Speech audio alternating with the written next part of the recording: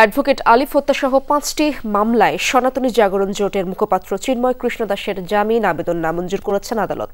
ম্যাগিও ঠিক আমার মতোই কোয়ালিটিতে কোনো ছাড় দেয় না। 7টি দেশের সেরা খামার থেকে আসে ম্যাগি নুডলসের ময়দা।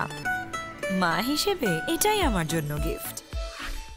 সকালে শুনানি শেষে চট্টগ্রাম মহানগর দায়রা জজ আদালতের বিচারক হাসানুল ইসলাম এই আদেশ দেন। এদিকে আসামি চিন্ময়ের পক্ষে শুনানি করেন ঢাকা থেকে আসা আইনজীবী অপূর্ব কুমার ভট্টাচার্যের নেতৃত্বে 4 সদস্যের একটি টিম।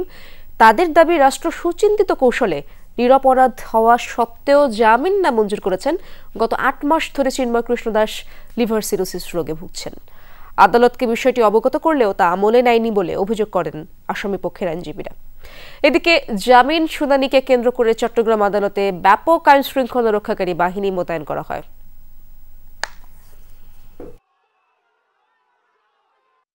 চিন্ময় কৃষ্ণ দাসের 5টি মামলার জামিনের আবেদন শুনানি হয়েছে এবং 5টি আবেদনেই শুনানি অন্তে নামঞ্জুর হয়েছে। এই মামলায় উনি আসামি হওয়ার কথা না, এটা রাষ্ট্রের একটা ম্যালাফেডি ইন্টেনশন, আর উনি অনেক অসুস্থ।